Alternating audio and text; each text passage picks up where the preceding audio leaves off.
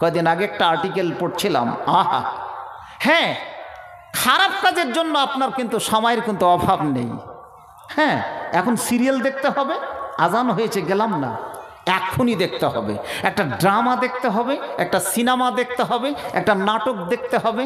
ঠিক আছে, মোবাইল আমার সঙ্গ দিচ্ছে, রেডিও টিভি আমার সঙ্গ দিচ্ছে, তখনই কিন্তু দেখা আমার দরকার। সে ছেলে হোক বা মেয়ে হোক, যুবক যুবতী, আবাল বৃদ্ধা বনিত হোক, প্লিজ অ্যালার্ট কে এভরি কি হিউম্যান বিং ফর দিস কি রিগার্ড। প্রত্যেকের উচিত এই ব্যাপারে কি অ্যালার্ট হওয়া, নচেত আদারওয়াইজ সেখানে বিপদ আপনি নিজের জন্য কে নিয়ে আসছেন। আহা, শুধু সেটা কি তাই? আর্টিকেল পড়ছিলাম, পৃথিবীর গতি, পৃথিবীর বর্তমান, আজকে যদি আমরা জিওগ্রাফির অনুসারে যদি দেখতে চাই, পৃথিবীর অবস্থা এখন খুবই কি টালমাটল, অত্যন্ত টালমাটল। কীরকম? পৃথিবীর যেমন তাপমাত্রা কি বেড়ে চলেছে, শীত বেড়ে চলবে, বর্ষা কি বেড়ে চলবে। জি, পৃথিবীর 24 ঘন্টার পরিবর্তে কিছু ঘন্টার কম চলে আসবে। আল্লাহ রসুলের কিতাবুল ফেতানের হাদিস, জি আশরাতুল কিয়ামর হাদিস কোনোদিন কি মিথ্যা হবে না, সেটা বাস্তবিক রূপদান করবে। প্রিয় ভাইরা আমার, একটা বছর একটা মাসের সমান হবে, একটা মাস একটা সপ্তাহের সমান হবে, একটা সপ্তাহ একটা দিনের সমান হবে, একটা দিন একটা ঘন্টার সমান হবে। হাদিসটা জানা আছে তো? জানা নাই? এই তো আপনারা মনে করছেন এই তো আমি করলাম গত বছর এখানে একটা জালসা, ফের জালসাটা চলে এসছে সিমরাহার মাটিতে, খবর নেই, তাই না? আপনার সঙ্গে সঙ্গে বুঝতে পারবেন না যে কখন আমন ধান কাটলেন আর কখন জয়া ধানের জন্য আপনি প্রস্তুত থাকবেন। হঠাৎ হঠাৎ রূপে চলে আসবে, এত সময় আপনার কাছে চলে যাবে তার ঠিক নেই। আর্টিকেলটার কথা, আল্লাহ রসুল 1500 বছর একটা হাদিস বলে গেছেন যে সূর্য এখন কোন দিক থেকে উঠে ভাই? কথা বলছেন না কেন? পূর্ব দিক থেকে। আল্লাহ রসুল 1500 বছর আগে বলে গেছেন যে সূর্যটা কিন্তু পূর্ব দিক থেকে উঠবে না, এমন একটা সময় আসবে। কোন দিক থেকে? কোন দিক থেকে? পশ্চিম দিক থেকে। পশ্চিম দিক থেকে যদি উঠে তাহলে মহাবিপদ। আপনাদের মুখটা তখন কোন দিকে যাবে? আমার মুখটা কোন দিকে যাবে?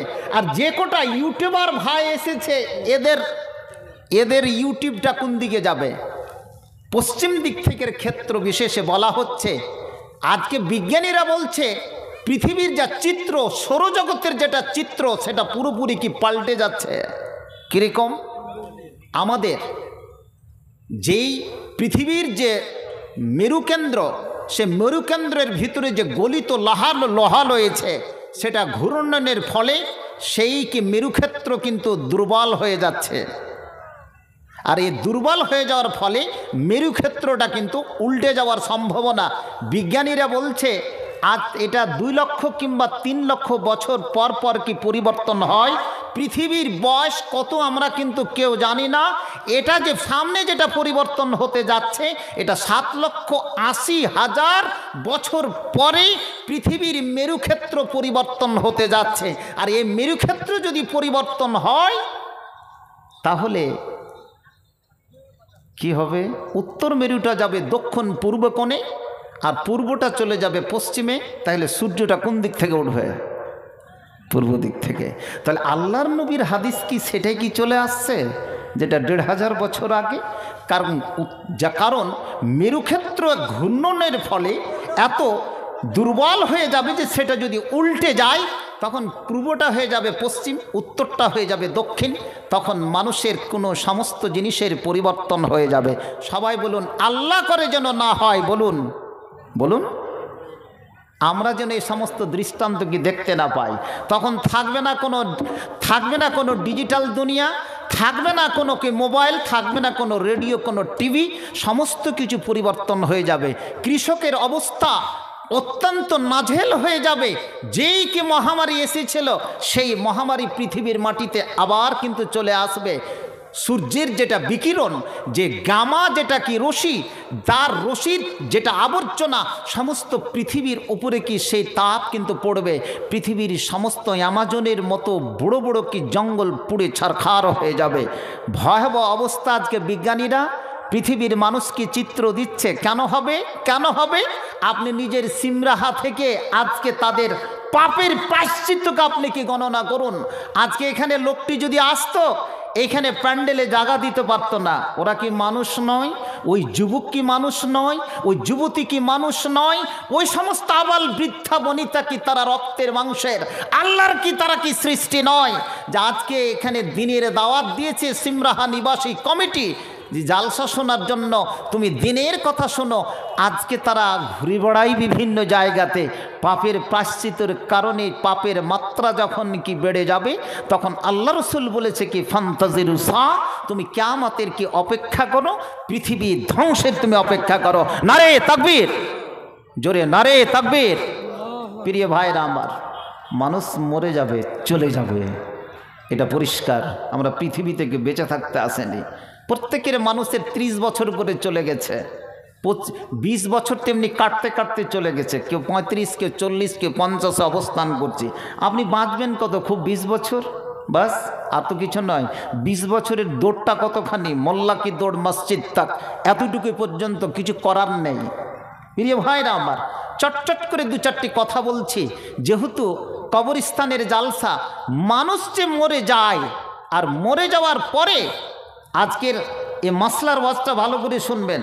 মানুষ যে কি মরে যায়, মরে যাওয়ার পরে যদি সে জান্নাতি হয়, সে যদি সৎ আমল করে, এই যতটি লোক চেয়ারে বসে আছে, আমাদের অনেকে বলে থাকে যে এই সৎ আমল যদি করে, পুরুষ যদি মরে যায় আর স্ত্রী যদি বেঁচে থাকে, স্ত্রী 10 বছর পরে, 5 বছর পরে মারা গেল, পুরুষ যদি জান্নাতি হয় আর স্ত্রী যদি সৎ আমল হয়, সেও যদি জান্নাতি হয়, দুজনের মধ্যে সাক্ষাৎ ঘটবে। এই মশলাটা জানেন তো? এই হাদিসটা শুনেছেন? হবে? কেউ জানে না। তাহলে কবরস্থানের জালসা করে কি দরকার আছে? প্রিয় ভাইরা আমার, মশলাটা ভালো করে, হাদিসটা ভালো করে শুনে রাখুন।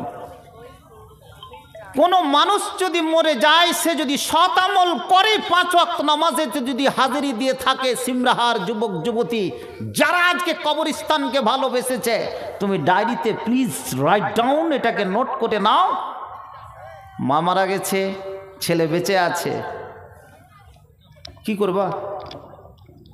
মা মারা গেছে, ছেলে বেঁচে আছে, পুরুষ মারা গেছে, স্ত্রী বেঁচে আছে, দাদা দাদি মারা গেছে, সমস্ত কেউ মারা গেছে, অনেকে তারা জান্নাতে চলে গেছে, বলুন আলহামদুলিল্লাহ। তারপরে যদি আমি মরে যাই, হাদিস বলছে কি যে তাদের সঙ্গে সাক্ষাৎ হবে, বলুন আলহামদুলিল্লাহ। সকলকে বলুন আলহামদুলিল্লাহ। শুধু স্বামী স্ত্রীর সাক্ষাৎ হবে সেটা কথা নয়। এখন স্বামী স্ত্রী থেকে বড় একটা রিলেশনশিপ, সেটা হচ্ছে কি বয়ফ্রেন্ড আর গার্লফ্রেন্ড। এরা যদি দুজন মরে যায় কোনো পার্কে, সমুদ্র সৈকতে, দেখা হবে? হবে না? যদি দোয়া করে থাকে, কিছু বলছে না, হবে না? ওর চাইতে কি প্রেম? বাবা থেকে বেশি প্রেম, নিজের স্ত্রী থেকে বেশি প্রেম, নিজের স্ত্রীকে ছেড়ে কি পরকীয়া প্রেম করে, ওরও তো দেখা হবে। কার দেখা হবে? ভালো করে আজকে পোস্টমর্টমটা ভালো করে শুনে রাখুন। হ্যাঁ, আজকে পরিষ্কার হাদিস বলছে, নাসাই শরীফের হাদিস। কি হাদিসটা আমি পাঠ করেছি? ফায়াসআলুনাহু মাযা ফাআলা ফুলানুন ফুলানুন। যে ব্যক্তিরা জান্নাতে চলে গেছে, জান্নাতীদের যেটা আত্মা আছে, ভালো করে শুনবেন, একবারে কান লাগে, অ্যাটেন্টিভলি, ইস্তেমা যাকে বলা হয়। আহা, যারা চলে গেছে জান্নাতে, মুমিনদের আত্মা আছে। সিমরাহার কোনো যুবক বা যুবতী মরে গেল, ও সৎ কাজ করেছিল, জি 5 ওয়াক্ত নামাজ পড়েছিল, দেখা গেল যে সেটা কি জান্নাতি। দেখা হবে, তাকে জিজ্ঞেস করবে, ফায়াসআলুনাহু, তাকে জিজ্ঞেস করবে, মাযা ফাআলা ফুলানুন ওয়া ফুলানুন। ওই সিমরাহাতে তুমি তো আসলে বাবা নতুন মেহমান, ওই সিমরাহাতে ওই যে ইমামটা ছিল, ওই ইমামটার কি খবর? ওই যে লোকটা চায়ের দোকানে যে শুধু ষড়যন্ত্র করে বেড়াতো, ওই লোকটার কি খবর? ওই যে লোকটা শুধু ডেলিগেটে প্রতি বছর শুধু খাবারই প্রদান করত, জীবনে নামাজ পড়েনি, ওই লোকটার কি খবর? সিমরাহার ওই মোড়লটার কি খবর? সিমরাহার ওই জেলা পরিষদটার কি খবর? জি হরিশ্চন্দ্রপুরের ওই যে এমএলএ এমপি হয়েছিল, তার কি খবর? ওই মোড়ল সর্দারের কি খবর? হাজি ওই আমার নানিটার কি খবর, ওই আমার দাদিটার কি খবর। ওই লোকটা কিন্তু যারা জান্নাতে মুমিনদের আত্মা রয়েছে তারাকে জিজ্ঞেস করবে।